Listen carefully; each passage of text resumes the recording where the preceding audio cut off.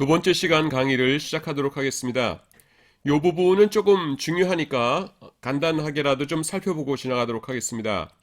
자, 유대인들이 사도 바울의 전도를 듣고 많이 예수님을 믿게 되었습니다. 그런데요, 그 사람들이 좀 반응이 좀 서로 좀 달랐습니다. 제가 여기 예를 들어서 그러니까 재밌게 만들기 위해서 장난감 버스라는 거를 제가 예를 들었는데 무슨 말이냐면 요겁니다. 어, 그 장난감 버스로 교육을 시켰다고 치는 거예요. 그 신앙생활하는 거를 구약 시대 때. 그래서 요런 교육이겠죠. 자, 이제 버스가 옵니다. 예수님이 오신다는 거죠. 그러면은 여기를 통해서 이제 타야 되는 겁니다. 그리고 여기에 안에 보면은 의자들이 있는데 여기에 앉아가지고서는 여기 끈이 있는데 안전벨트라는 거예요. 그거를 매기 바랍니다. 이렇게 하는 겁니다. 그러다가 진짜로 버스가 왔어요. 그게 뭡니까? 복음이 전해졌죠. 그리고 교회에 다니게 된 겁니다. 그런데요, 이 교회에 다니게 된 유대인들이 세 가지 반응을 보였어요. 첫 번째 뭐냐면 제일 모험적인 사람들인데, 이 사람들은 이제 장난감 버스, 율법이라는 것이 소꿉장난이었다. 근데 이제 실체인 버스가 왔으니까 이젠 필요 없다. 그러고서는 밖에 버리고서는 버스에 올라탔습니다. 가장 모범적인 사람들이죠. 이 사람들은 아무런 문제도 일으키지 않고서 그냥 버스에 타가지고서는 이제 이방인들과 우리는 평등하다. 다 같이 은혜로 예수님의 십자가 은혜로 구원받은 것이다. 라고 하면서 이제 잘 겸손하게 교회를 섬깁니다. 그런 사람들이 있었고요. 두 번째는 특권의식을 가진 사람들이 있었어요. 어떤 사람들은요, 장난감 버스를 평생 이제 애지중지하다가, 그게 율법이라고 했어요. 이제 교회 다니게 되는데, 이걸 버리기가 아까운 거예요. 그래서 교회 다니면서도 율법을 준수합니다. 개인적으로. 근데 버스 안에 타보니까 자기들처럼 장난감 버스를 그냥 그대로 가지고 탄 사람이 있는 거예요. 그런 사람들이 여러 명 있었겠죠. 그리고 그 사람들은 자기들끼리 옹기종기 모여 앉아 있습니다. 그러니까 나도 저 옆에 앉아야지. 그러고서는 같이 앉는 거예요. 그러니까 유대인들끼리 교회에서 그러니까 모였다는 거죠. 그런데 잘 가다 말고선 그 중에 한 사람이 이렇게 벌떡 일었습니다. 그러더니만은 교만한 말로 이렇게 얘기하는 거예요. 여러분, 여러분과 우리가 같은 버스에 타고 있다고 해서 똑같이 평등하다고는 생각하지 말아주세요. 우리 장난감 버스를 가지고 있는 우리들이 여러분들보다 더 우월한 사람들입니다. 옛날부터 하나님을 섬겨왔고요. 하나님도 우리 조상적부터 우리를 아셔왔거든요. 그러니까 괜히 우리한테 이렇게 이렇게 평등하다 그러면서 이렇게 오지 말아주세요. 이렇게 얘기합니다. 어떻게 됐겠어요? 교회 안에 분열이 생기죠. 이게 무슨 케이스냐면 에베소 교회의 케이스입니다. 그래서 뭐라고 질책합니까? 중간에 막힌 담을 허셨다. 그리스도께서 우리의 화평이시니까 둘로 하나를 만드셨다. 또 십자가로 이 둘을 한 몸으로 하나님과 화목하게 하셨다. 당신들 그러면 안 된다. 그러면서 유대인들을 책망하죠. 근데 진짜 나쁜 사람들이 있었어요. 뭐냐면은 똑같이 그 장난감 버스를 탄 사람들 중에서 한 사람이 일어났어요. 그 다음에 이렇게 말합니다. 여러분, 이 버스에 탔다고 해서 모두 천국에 갈 수 있을 것이라고 생각하지 마세요. 천국에는 누가 들어가냐 하면요, 요 장난감 버스를 가진 사람만 들어갈 수 있답니다, 여러분. 그러니까 지금 장난감 버스 없으신 분들은요, 휴게소에서 버스가 잠시 정차할 텐데 그때 빨리 가게에 가셔가지고서는 우리가 갖고 있는 것하고 똑같이 생긴 요 장난감 버스를 한 대씩 구입하시기 바랍니다. 여기에 있어야 천국에 들어가는 거예요. 이렇게 하는 겁니다. 그러니까 이방인들이 웅성웅성하면서 믿기만 하면 되는 거 아니었어? 아니래. 율법도 지켜야 되는 거래 하면서 웅성웅성 하는 거예요. 이게 무슨 교회 케이스냐면은 갈라디아 교회 케이스거든요.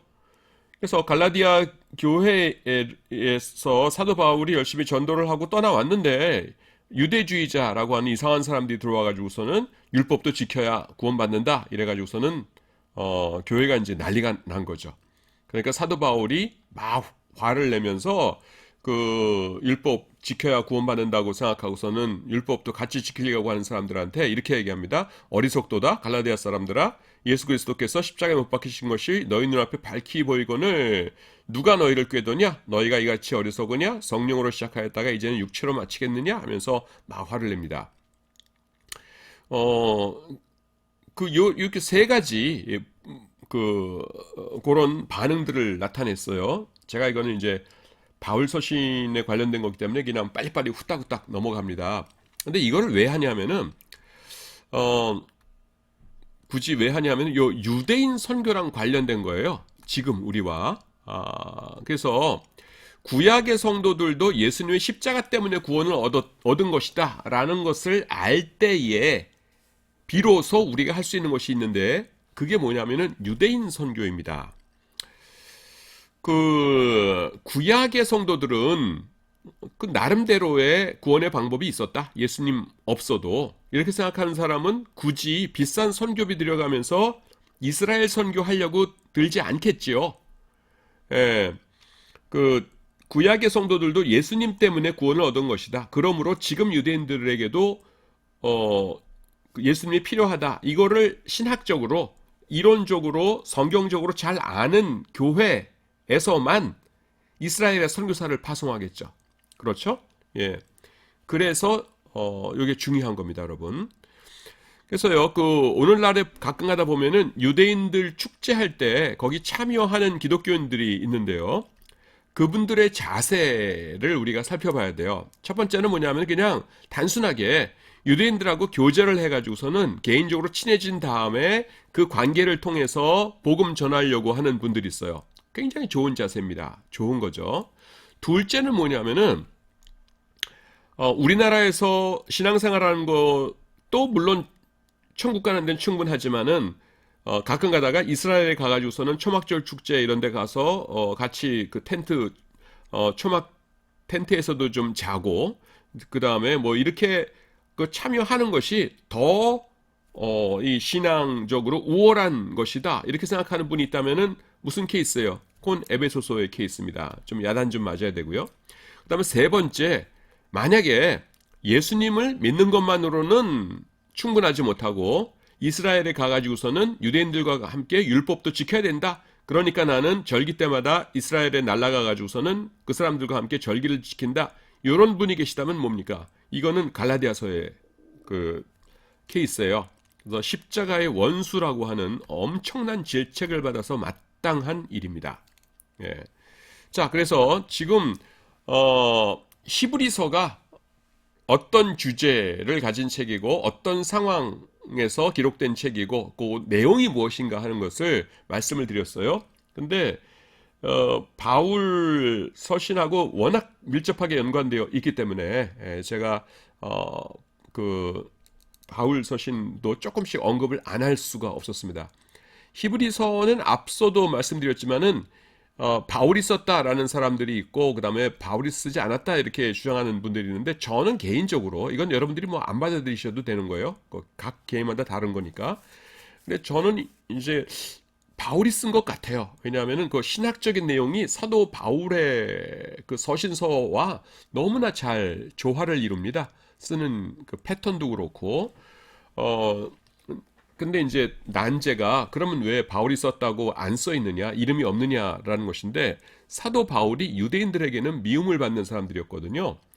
그러니까 그 유대인들을 주 대상으로 하는 서신서에 제일 앞에 자기 이름 넣어가지고 플러스 될 게 없다 이렇게 생각했을 거예요. 그래서 아마 뺐을 것 같습니다. 제가 볼 때는. 그래서 저는 뭐 개인적으로 이건 어디까지나 개인적인 거니까 여러분들이 뭐 받아들이시거나 아니건 상관없는데 저는 히브리서는 바울이 썼을 가능성이 대단히 높다 이렇게 봅니다. 그 다음에 이제 히브리서 강해로 들어오는데요. 이건 이제 교재는 강의안이고요. 여러분들 구입하신 강의안인데 요거는 이제 큐티용 비슷하게 이렇게 나가고 그 다음에 우리가 중요한 구절들은 뭐 9장 그 다음에 뭐 11장 이렇게 해가지고서는 사실 다 살펴봤어요. 그래서 여기서 제가 살펴보는 거 여기도 중복되기도 하고요. 뭐 보지 못한 것들의 증거니 이런 거 나오죠. 그래서 같이 살펴보고자 하는 것은 히브리서 11장 35절 요거 하나만 좀 살펴보았으면 좋겠습니다. 히브리서 11장이요. 믿음인데 우리가 그런 질문을 많이 할 수가 있어요. 뭐냐면은 성경에 보시면은요, 믿음 좋아가지고서는 축복받은 사람들 많죠. 아브라함도 그렇고 이삭, 야곱 뭐 다 축복받았고, 그 다음에 믿음은 좋아가지고서는 핍박받은 사람들이 있습니다. 뭐 믿음이 좋았기 때문에 의인으로서 핍박을 받고 심지어는 아주 끔찍하게 순교하신 분들도 성경에 많죠. 근데 우리는요, 솔직히 말해서 아, 믿음이 좋아서 나중에 천국도 가고 세상 사는 동안에도 축복받으면서 살고 싶어요. 그래서 축복받는 믿음이 뭐고 어떤 거는 핍박받는 믿음일까? 그래서 나는 가능하면 축복받는 믿음을 갖고 싶어 이렇게 생각을 하고 그런 데 관심이 있습니다. 근데 어떤 목사님들은요, 실제로 이제 그런 말씀 하시는 분들이 있는데, 뭐냐면은, 어, 일제시대라든가, 아니면은 뭐 6.25 시절이라든가, 아니면 지금이라도 뭐 그 공산주의 국가의 지하교회라든가, 이런 데에서는 믿음이 좋은 증거가 핍박받고 순교하고 이런 게, 믿음이 좋은 증거이지만은, 지금 우리나라처럼 이렇게 환란이 없고 그다음에는 이렇게 평화롭고 민주주의 사회이고 이런 시대에는 축복을 받는 것이 믿음의 증거이다. 이렇게 설교하시는 분이 있어요. 우리가 그냥 혹하기 좋은 설교인데 잘못된 설교죠. 왜 잘못된 설교입니까? 아주 단순해요. 그런 말이 성경에 없어요. 평화로운 시대 때는 좋은 믿음의 증거가 축복이고 환란의 시대에는 좋은 믿음의 증거가 핍박이다. 그런 성경 없습니다. 성경에 없는 말하면 안 돼요. 예. 아무리 평화로운 시대라고 할지라도 가정마다 개인마다 케이스가 다 다르고 함부로 그렇게 말할 수 없는 겁니다. 사람을 두 번 죽이는 거예요. 어, 그 시련 때문에 고난 때문에 굉장히 어려워하고 있는데 거기다가 저 사람은 믿음이 없어서 지금 저 모양 저 꼴로 살아간다 이렇게 두 번 죽이는 거거든요. 그러면 안 됩니다. 성경에 없는 말 하면 안 돼요. 그래서 우리는 성경으로 풀어야 되는데 그 어, 그래서 어떤 믿음이 축복받는 믿음일까라고 보면은 믿음에 대한 예가 한 장에 제일 많이 나오는 거가 바로 이 히브리서 11장이죠. 예. 근데요, 요게 딱 가운데예요.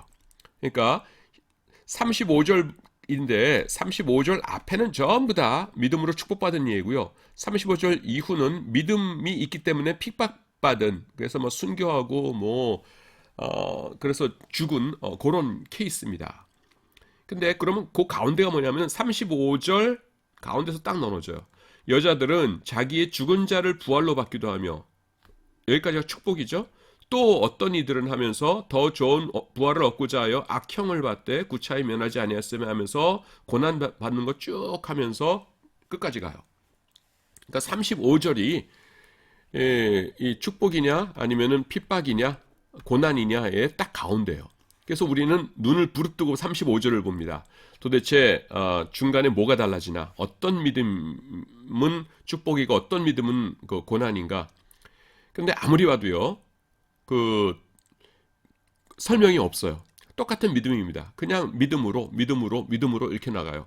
이게 무슨 말이냐면은 참된 믿음은요. 이 믿음의 결과가 축복일지 아니면은 고난일지에 대해서 관심이 없다는 겁니다. 그러면 뭐에 관심이 있느냐? 하나님께 순종하는 것이에요. 자, 여러분, 제가 뭐 구체적으로 말씀을 안 드립니다만은 기복 신앙만 강조하는 교회다라고 해가지고서는 조금 이렇게 안 좋은 평을 받는 교회도 있고 교단도 있고 그렇죠. 그래서 저곳이 문제가 뭐야? 저 교회는 문제가 뭐야? 하고 이렇게 보면은 설교 말씀하시는 거나 아니면은 그런 교단에서 나오는 책자 같은 거 보면은 성경적으로 문제될 게 아무것도 없어요. 이거 뭐 해석 잘못했네 이런 건 없어요. 근데 뭐가 문제냐면은 믿음이 있으면은요. 축복을 받을 수도 있고 그 다음에는 고난을 당할 수도 있거든요. 믿음이 있기 때문에 믿음이 좋기 때문에 그래서 성경에는 둘 다가 있어요. 1번, 2번이 성경에 다 있습니다. 1번 예를 들어봐라. 굉장히 많죠. 아브라함부터 시작해가지고서는 고난을 당한 예 들어봐라. 더 많아요. 여러분 시편 중에서 찬양시가 있고요. 그 다음에는 그 애통시가 있거든요. 주여 언제까지니까 우리가 왜 이렇습니까 하는. 뭐가 더 많겠어요? 애통시가 더 많아요. 근데 우리가 찬양시들만 좋아해서 그렇지 감사하고 이렇게 축복받아서 감사합니다 이런 것보다 애통, 주여 언제까지니까 하면서 이렇게 애통하는 시가 수가 더 많아요. 근데 우리가 잘 안 보죠. 예. 그래서 성경에 둘 다 있는데 그런 교단의 문제는 뭐냐면은 요거는 안 보고 요거만 드러내는 겁니다. 그러니까 둘 다를 드러내야 돼요. 왜냐하면 둘 다 성경에 있으니까. 어떻게 조화되는데요? 모를 수 있어요. 어떨 때는 우리가 설명이 되지만 어떨 때는 모릅니다. 그러면 모르면 모르는 대로 성경이 그렇다고 하면은 그런 줄 알고 둘 다 소개를 해야 되는데 그런 교회들에서는 뭐냐면은 이쪽에 있는 본문들은 아예 취급을 안 하고요. 그냥 설교나 뭐 성경 공부나 전부 다 이쪽만 봅니다. 그래야 사람이 긍정적으로 변한다고 하면서. 근데 그럼 안 되는 거예요. 그러니까 우리가 삐딱하게 보게 되는 거죠. 그래서 장로교가 좋다는 게 장로교는요 축복 이런 게 아니라 최고의 지상 가치가 뭐예요, 여러분? 하나님의 영광입니다. 하나님의 영광. 하나님의 영광을 위해서 우리가 모든 것을 쏟아 부어야 되는 것이에요. 하나님께서 하나님의 영광을 위해서 네가 대통령 해줘야겠다. 네가 요셉처럼 높아져야겠다. 네가 아브라함처럼 부자가 되어야겠다. 다윗처럼 네가 승리하는 자가 되어야겠다. 그렇게 말씀하시면은 또 순종해야죠.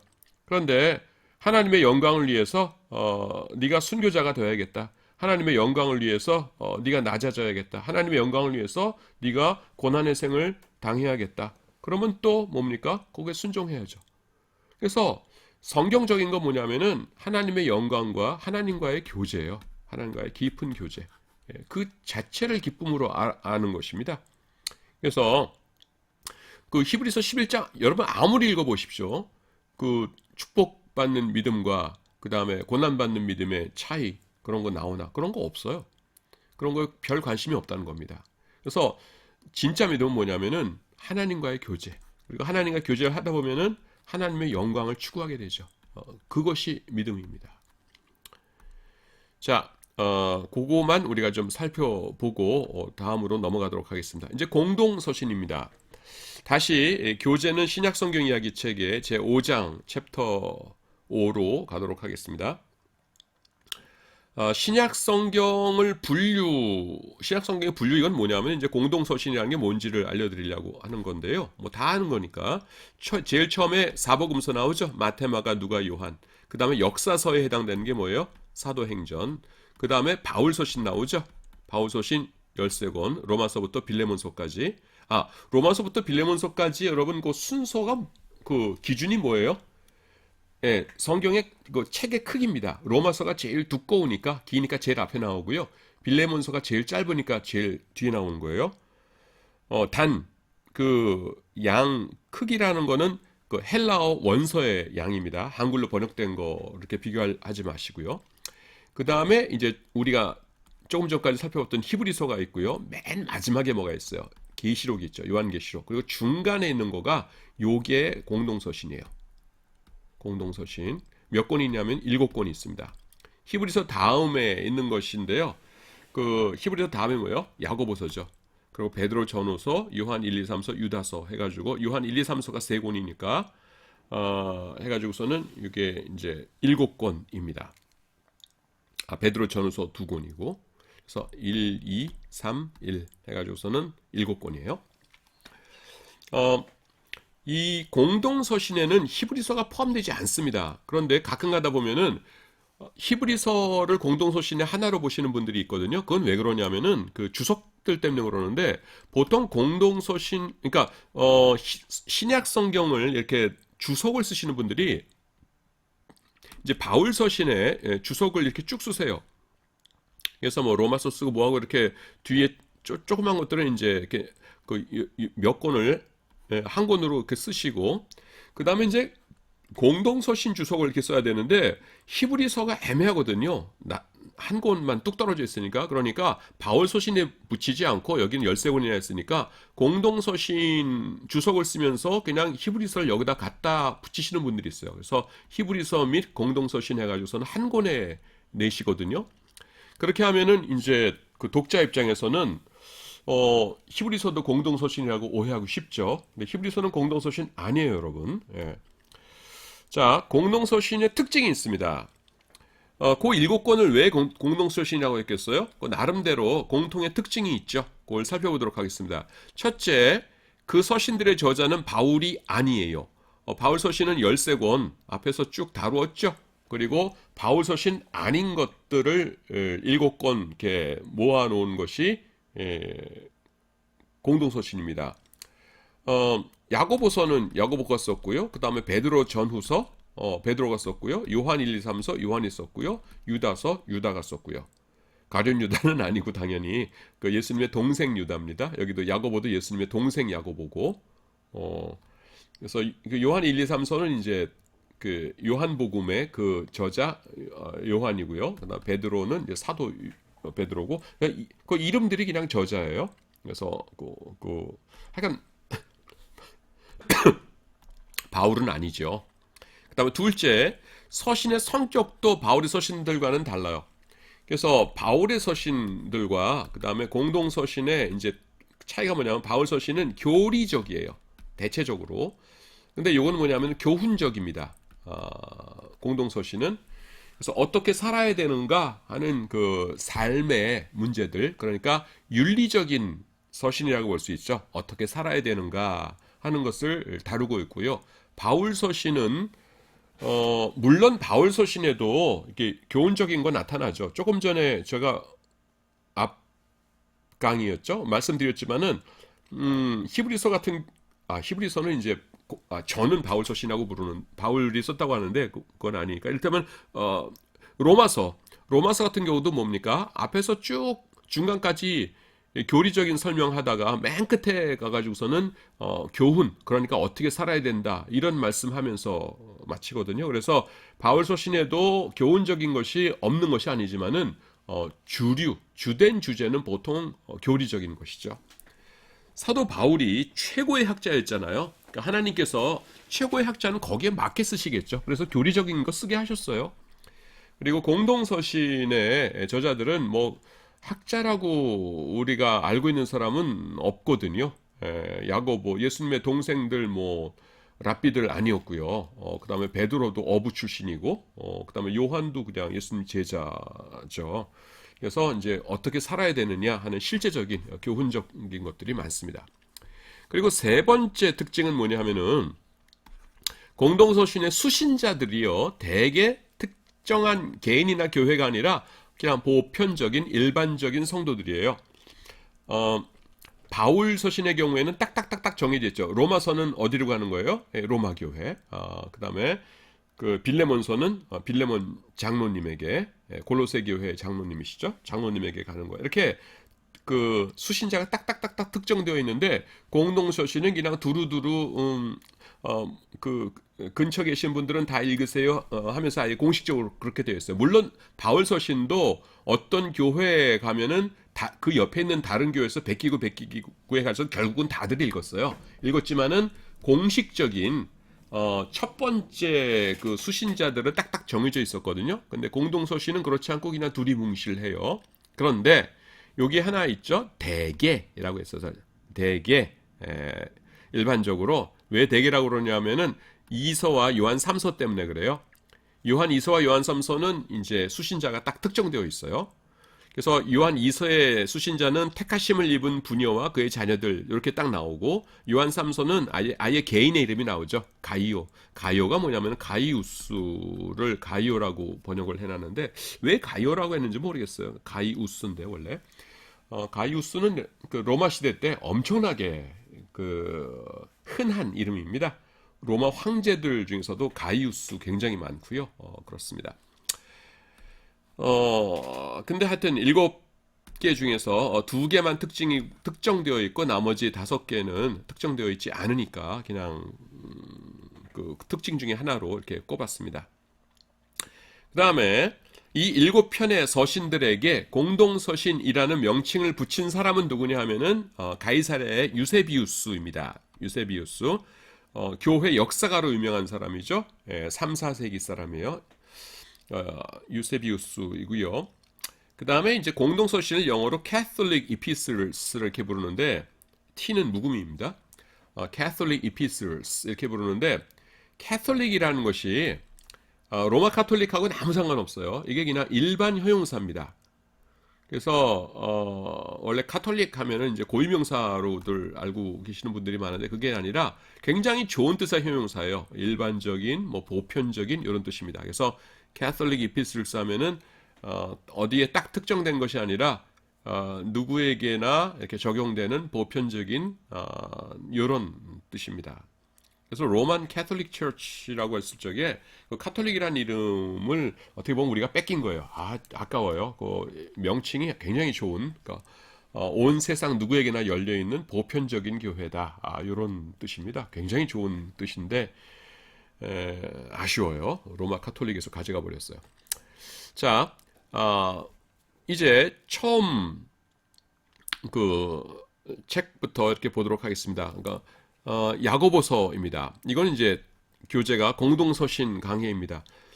이제 뭐 강의안 갖다가 뭐 책 이 책 갖다 저 책 갖다 그래서 좀 헷갈리긴 하는데 뭐 여러 권은 아니고요. 좀 그런데 뭐 10권이나 되니까, 그러니까 무슨 말이냐면 그 성경 책 10권을 다루는 과목이니까 좀 이 책 저 책 왔다 갔다 해도 여러분들이 좀 이해를 해 주시기 바랍니다.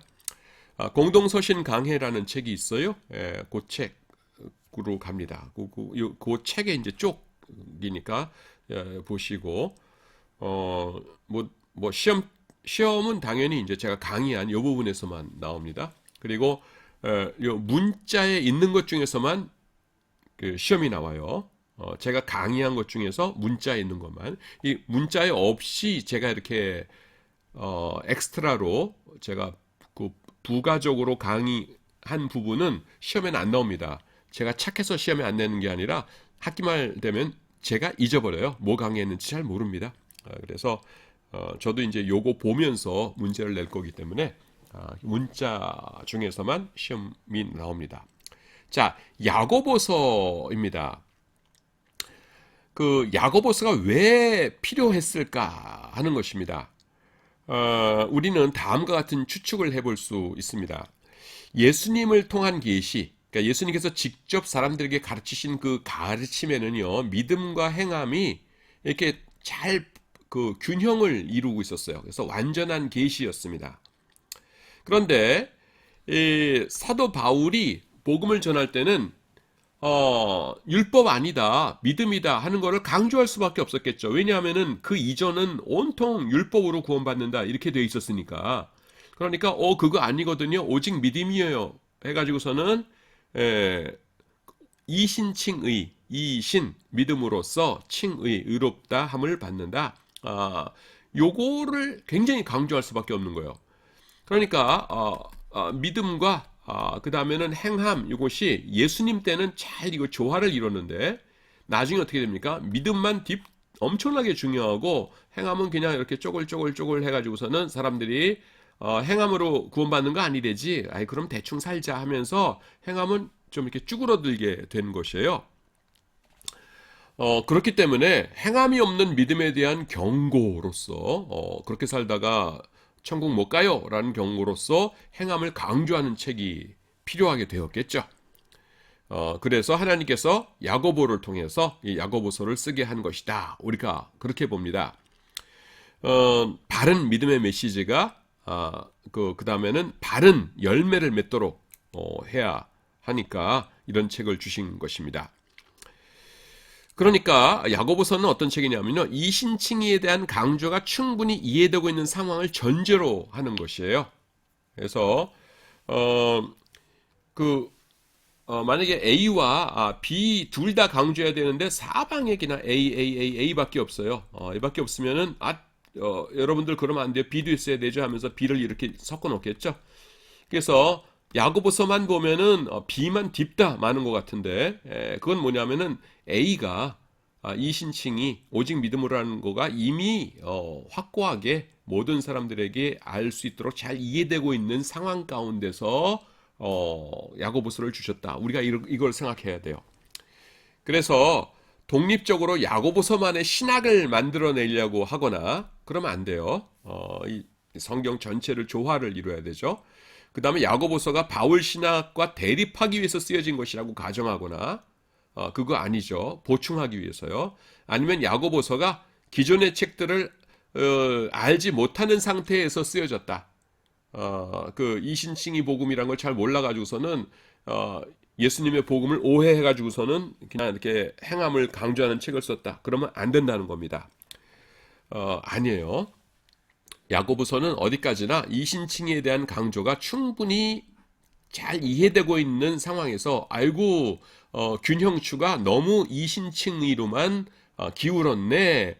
내가 예수님께서 원래 원하셨던 이렇게 균형 잡힌 믿음으로 바로잡아야 될 필요가 있겠구만 해가지고서는 쓴 책이다. 이렇게 이해해야 된다는 것입니다.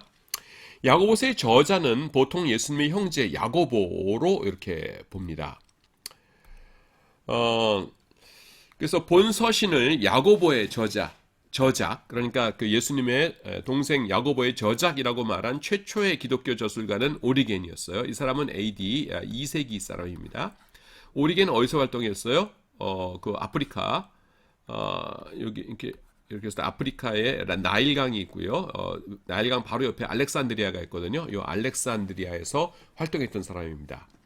라틴어 이름은 오리게네스고요. 영어로 보통 오리겐이 이러죠. 알렉산드리아의 오리겐이 그 야고보 사도가 그러니까 사도가 아니라 야고보 예수님의 동생 야고보가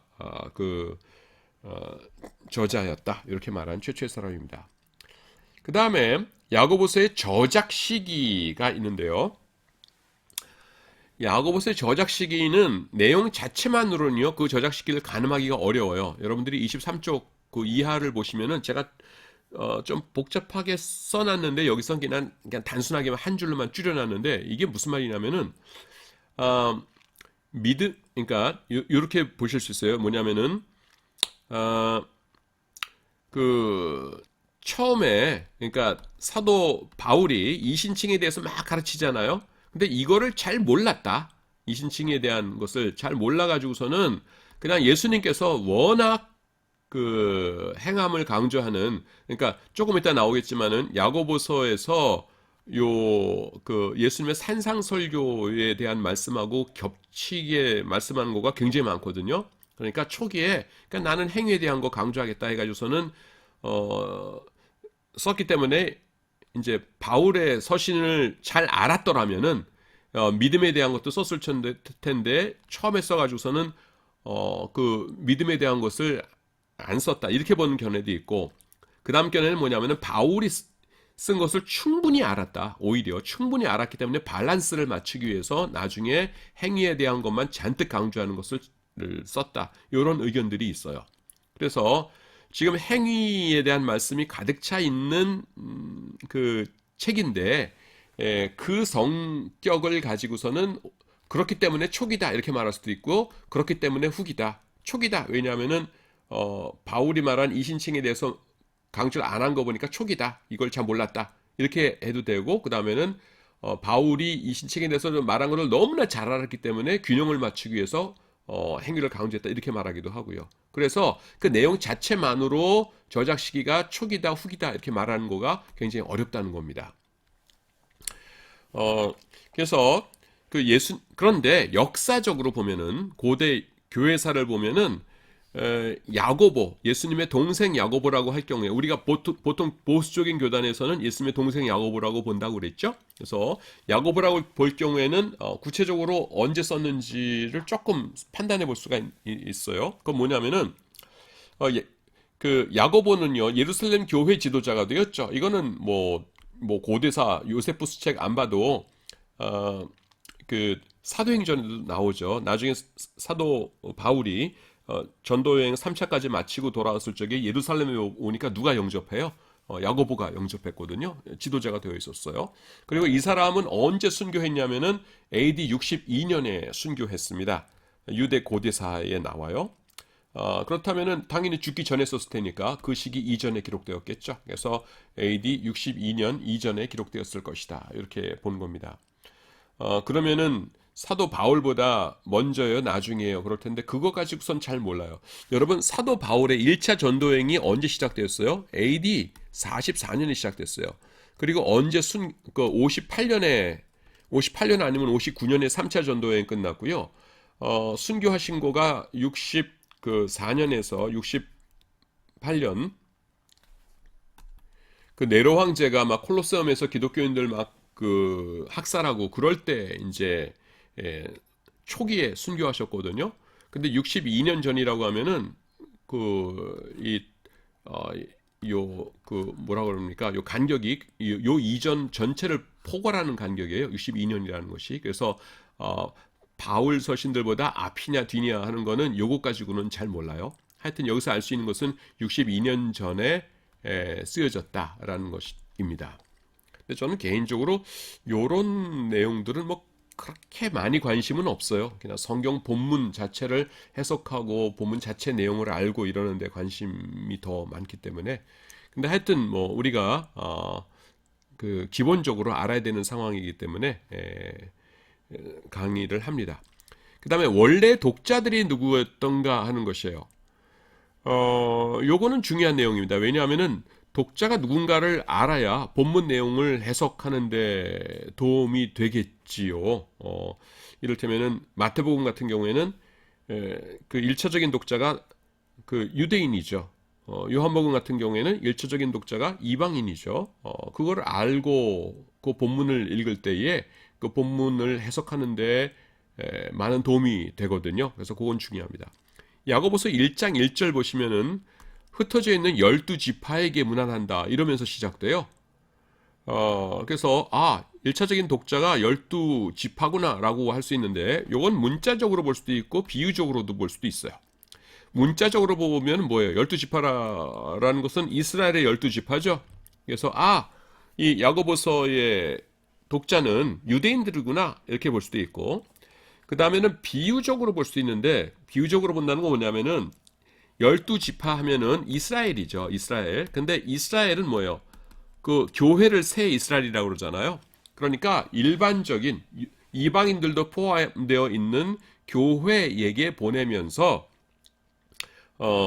당신들은 새 이스라엘이다. 하나님께서 온 세상 가운데서 이렇게 불러 모으신 새 이스라엘이다라는 의미로 12지파다 이렇게 불렀을 수도 있다라는 것이에요. 그런데 이제 그 여기에 대한 장단점이라고 그럴까? 그 약점들 이런 것들이 있죠. 일단 문자적으로 볼 적에 약점이 뭐냐면은 그 당시에 이미 유대인들은요 바벨론에 끌려간 이후로 이렇게 막 그 피들이 섞였어요. 그래서 내가 무슨 지파지? 이런 거 모르는 사람이 훨씬 많았습니다. 그러니까 12지파에게 문안하라 그러면은 나 무슨 지파인지 모르는데 그러면서 약간 뻘쭘할 수 있는 상황이었다는 거예요. 그래서 문자적인 거가 문제가 있다 이렇게 볼 수 있는데, 그러면 비유적으로 그냥 교회를 그렇게 받겠느냐 하면은 그것도 좀 이상하다는 겁니다. 뭐냐면은 내가 이를테면은 그 이탈리아 사람이에요. 이탈리아 사람인데 예수님을 믿었어요. 예수님을 믿었는데 갑자기 나한테 12지파요 안녕 그러면은 물론 교회의 다른 이름이 12지파 이렇게 할 수는 있지만은 이방인의 입장에서는 좀 뻘쭘하겠죠. 그래서 요것도 좀 문제가 있다 이렇게 봅니다. 그래서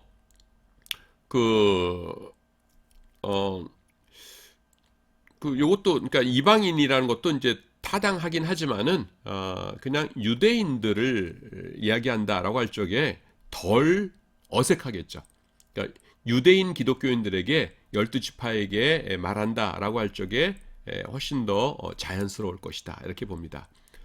그러나 상징적 의미로 본다고 하더라도 그 상징적 의미로 봐서 교회를 뜻한다고 하더라도 뭐 불가능한 건 아니다. 근데 제가 볼 적에는 그냥 유대인들인 것 같아요. 우리나라에 와 있는 이방인들, 난민들한테 팔도 사나이들 안녕하세요 그러면은 이상하겠죠. 우리 군대에서 팔도 사나이라는 군가가 있거든요. 멋있는 사나이 뭐 많고 많지만 그러면서 그래서 한국 사람들에게는 팔도 사나이 여러분 그러면은 우리나라 남자들은 뭐 우리 얘긴가 보다 그러는데 아무리 우리나라 영주권 갖고 있다 하더라도 외국에서 온 사람들에게 팔도 사나이 여러분 그러면은 어색하겠죠. 지금 그 얘기입니다. 그러니까 12지파라고 했으니까 그거는 유대인들일 것이다. 그래서 야고보서는 유대인들을 대상으로 한 것이라고 봐도 그렇게 특별히 잘못됐다고 하지 않을 거라는 겁니다. 그 다음에 이제 제가 조금 전에 말씀드렸던 내용이 옵니다. 27쪽. 이쪽이라는 것은 여러분 그 책의, 교재 책의 내용입니다. 그 쪽수입니다. 야고보서는요, 그 예수님의 가르침을 굉장히 많이 시사하고 있어요.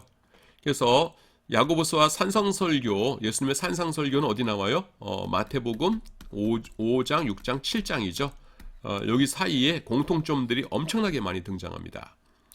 일단 시험을 만나면 기뻐하라는 말씀이 있어요. 이거를 제가 다 읽어야 되는지 모르겠는데 뭐 그냥 있다고 하고 지나가기에는 조금 섭섭하고 다 읽긴 좀 그렇고 야고보서에 보시면은 시험을 만나고도 온전히 기쁘게 여기라 그러시고요. 마태복음 5장 여기도 보시면은 의를 위하여 핍박을 받는 자는 복이 있나니 그 다음에 모든 악한 말을 할 때에는 기뻐하고 즐거워하라 이러셨죠. 그래서 시험 만나면 기뻐하라 같은 주제고요. 그 다음에 온전함을 요구하고 계세요. 야고보서에 보시면은 인내를 온전히 이루라. 마태복음에 보시면은 너희 아버지의 온전하신 것 같이 너희도 온전하라.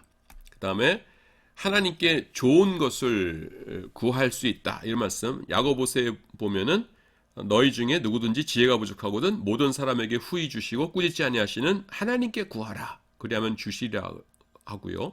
마태복음 보시면은 구하라. 그리하면 너에게 주실 것이요. 이렇게 말씀하고 있고요. 그 다음에 성내는 것에 대해서 경고하고 계십니다. 야고보서 사람의 성내는 것이 하나님의 의를 이루지 못함이니라. 마태복음 형제에게 노하는 자마다 심판을 받게 되고 요 말씀이요. 그 다음에 형제에 대하여 라가라는 자는 공회에 잡히게 되고 미련한 놈이라는 자는 지옥불에 들어가게 되리라. 그러니까 그 성내는 것이 하나님을 믿는 자들에게 합당한 일이 아니라 이렇게 나오죠. 요거만 좀 설명할게요. 라가라 하는 자는 요게 뭐냐면은 요거예요. 이게 위에 이렇게 로에다가 지금 강기식 그린 건데 뭐 지우면 되겠죠? 지우고 다시. 그래서 여기에 발음이 어떻게 되냐면은 그냥 라가 아니라 라 이렇게 되는 겁니다. 이게 여러분들 중에서 이제 불어 하시는 분들 계실 텐데 이게 불어의 알자가 그래요. 요 알자가 이렇게 되거든요. 그래서 우리나라 말이 그냥 프랑스 그러지만 이게 프랑스 이렇게 되죠. 프랑스. 저도 발음 잘 못하는데 이게 그래서 라카입니다. 이게 뭐냐면은 의성어인데요. 뭐 전 세계가 다 그렇지만은 유대인들에게 상대방을 모욕하는 가장 심한 방법이 뭐였냐면 얼굴에다 침 뱉는 거였어요. 뭐 전 세계 다 그렇겠죠. 그런데 그 중에서도 가래침을 뱉는다. 그러면 이건 진짜 큰 모욕입니다. 사람 얼굴에다 가래침을 뱉는다. 근데 차마 진짜 가래침은 안 뱉고요. 누가 미울 적에 그 가래를 입에 올리는 그 신용을 내는 거예요. 그래서 하면서 우리나라 말도 이런 퇴 이러잖아요. 그래서 칵에 해당되는 거. 가래침을 이렇게 끌어올리는. 그래서 그 의성어가 뭐냐면은 예요. 이거거든요. 그래서 이걸 그냥 요겁니다. 그래서 하면은 난 네 얼굴에다 지금 가래침 뱉고 싶다 요 뜻이에요. 그래서 굉장한 저기죠. 그래서 요거 가지고 조금 말씀드리면 뭐냐면은 예수 믿는 사람은요 욕하면 안 된다는 겁니다. 그래서 욕하는 그런 악한 마음을 가지면 안 된다는 거가 아니고요. 예수님께서 하시는 말씀은 뭐냐면은 진짜 욕하지 말라는 거예요. 그래서 뭐냐면은 똑같은 말씀을 3번 반복하시죠. 그거 거기다 손대면 안 돼. 근데 엄마가 애한테 손대지 말랬지. 그러면 2번씩 반복해 말하면 애가 움찔하죠. 진짠가 보다. 근데 엄마가 3번째 말한다. 거기다 절대로 손대면 안 돼. 그러면 애가 진짜구나. 저기다 손댔다가는 오늘 완전히 빗자루로 두들겨 맞겠구나 하면서 이제 긴장하는 거죠. 그러니까 예수님께서 이러시는 거예요. 형제에게 노하는 자마다 심판받게 된다. 그러니까 노하는 자, 그러니까 마음속으로 미워하는 마음 갖지 말라는 건가 보구나. 어떻게 노하지 않고 살아 인간이. 그건 그냥 비유적인 말씀이겠지. 이렇게 자기 스스로 이렇게 좀 완화해서 듣는 사람이 있겠죠. 그러니까 예수님께서 그거 아니야. 내가 다시 말할게. 형제를 대하여 라카, 내가 아주 구체적인 예까지 든다. 라카라는 자는 공의에 잡히게 될 거다. 그 다음에 세 번째 말씀하신 거예요. 미련한 놈 이렇게 욕하는 자는 지옥에 들어갈 거야. 이러시는 겁니다. 그러니까 뭐예요? 진짜 안 된다는 거죠. 그래서 요거 왜 이렇게 길게 말씀드리냐면 우리나라에서요. 욕이 상당히 많은 경우에 허용이 됩니다. 이를테면 제일 많은 게 뭐예요? 부모가 자식한테 욕하는 거 그냥 그건 아무렇지도 않게 된다. 이런 집안이 있고요. 뭐 안 하는 집안도 있지만 또 요새 뭐 DP라는 영화 나왔었죠? 보시면은 저도 이제 현역으로 병장 제대했습니다. 논산훈련소에서 훈련받고 육군 병장 제대 제일 흔하게 군대 생활했는데 그냥 군대 가면은 욕이 일상 용어죠. 그냥 일반 회화가 그냥 욕이에요. 요새는 모르겠네요. 저는 80년대에 군대 생활했으니까. 근데 하여튼 뭐 군대에서 욕하는 거 가지고선 누가 뭐라는 사람 없고 그 다음에 무슨 뭐 학교에서 선배가 후배들 뭐 집합시켜놓고서는 욕하고 그런 건 아무렇지도 않게들 생각하고 근데 하나님께서는 용납 안 하신다는 겁니다. 그래서 예수님께서 말씀하셨어요. 그래서 예수님께서 세 번씩이나 말씀하셨으니까 진심이십니다.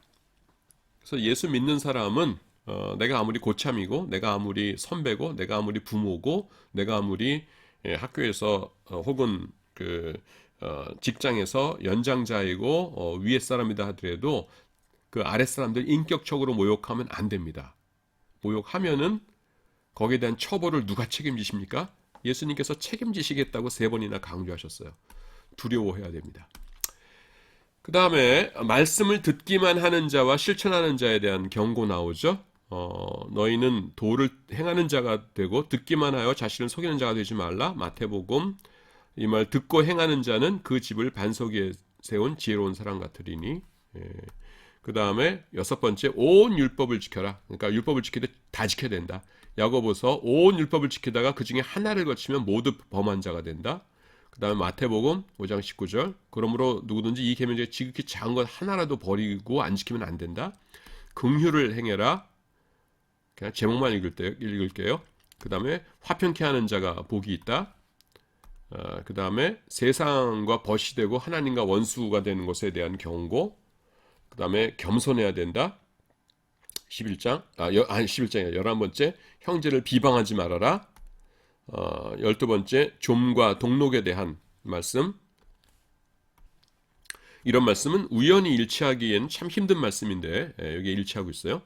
13번째 선지자들을 본보기로 삼아라. 이런 말씀. 이런 것도 그냥 하다 보니까 우연히 일치했다 이러긴 참 힘든 거죠.